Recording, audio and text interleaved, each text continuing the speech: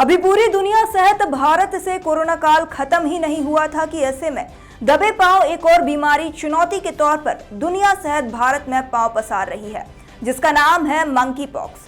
हमारे संवाददाता गुलाम गौस रईन ने महाराजगंज की मुख्य चिकित्सा अधिकारी डॉक्टर मीना वर्मा से इन सभी मुद्दों पर बात की है, जिसके जवाब में उन्होंने क्या कहा है, आइए जानते हैं। मंकी पॉक्स एक वायरल बीमारी है। जैसे किसी जमाने में स्मॉल पॉक्स फैलता था, उसी तरह यह बीमारी है जो कि बंदरों से इंसानों के अंदर आने की संभावना है। इस बीमारी से शुरुआत में अफ्रीकन कंट्रीज में ज्यादातर मरीज मिले थे। अब इस समय यह धीरे धीरे पूरी दुनिया में मंकी पॉक्स नामक बीमारी पैर पसार रहा है।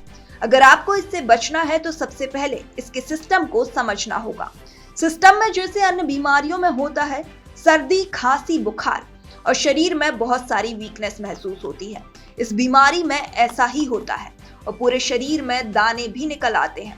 मुख्य रूप से हथेली में दाने उगने लगते हैं। जैसा कि आपने देखा होगा कि स्मॉल पॉक्स को चेचक भी कहा जाता है, उसी तरह से इसमें भी होता है, लेकिन फर्क सिर्फ इतना है कि इसमें हथेलियों में भी दाने उगते हैं। तो आप लोगों को अपने बचाव के लिए अगर किसी के हाथों में दाने दिखते हैं तो उससे दूर रहना है। इस समय बाहर यानी विदेश से आए हुए कंट्रीज के लोगों से इस बीमारी के फैलने की संभावना बढ़ सकती है। बचाव के लिए इसमें सबसे पहले जरूरी है कि आप लोग मास्क लगाएं, नियमित रूप से हाथ को धोते रहें और लोगों से 2 गज की दूरी बनाकर रखें। किसी से भी गले मिलने या हाथ मिलाने की जरूरत नहीं है। और मंकी पॉक्स के बारे में जो मैं बताना चाहती हूँ वो ये है कि ये एक तरह की वायरल बीमारी है। जैसे कि किसी ज़माने में स्मॉल पॉक्स और फैलता था, उसी तरीके की ये बीमारी है जो कि बंदरों से इंसानों में आने की संभावना बनाती है। इस बीमारी के सबसे शुरुआती जो मरीज हैं वो अफ्रीकन कंट्रीज में ज़्यादा मिले हैं। अब इस समय ये बाकी पूरे दुनिया में धीरे धीरे पैर पसार रहा है। इससे बचने का आपको जो उपाय है तो उसके लिए ज़रूरी है कि इसके सिम्टम्स को समझें।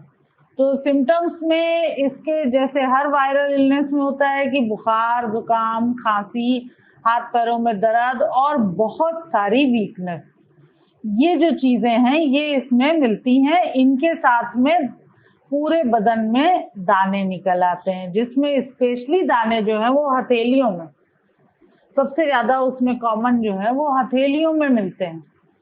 जैसे कभी आप लोगों ने जो अपने बड़ों में देखा होगा स्मॉल पॉक्स के केसेस में, जिसको चेचक कहा जाता था, उसी तरीके से, लेकिन इसमें उसमें डिफरेंस यही है कि इसमें हम लोगों की हथेलियों में भी दाने निकलते हैं।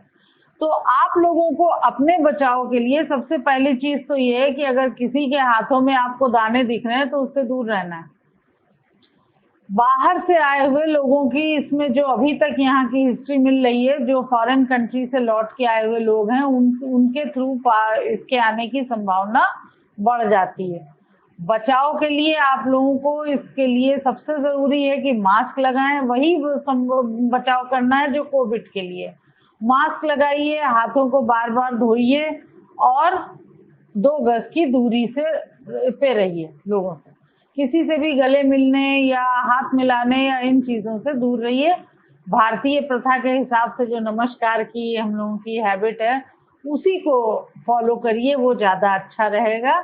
अच्छा, एक बात और कहनी है कि जिन लोगों को 1980 से पहले पैदा हुए हैं और स्मॉल पॉक्स का टीका उनको लगा हुआ है तो वो सब जो हैं वो मंकी पॉक्स से बच जाते हैं।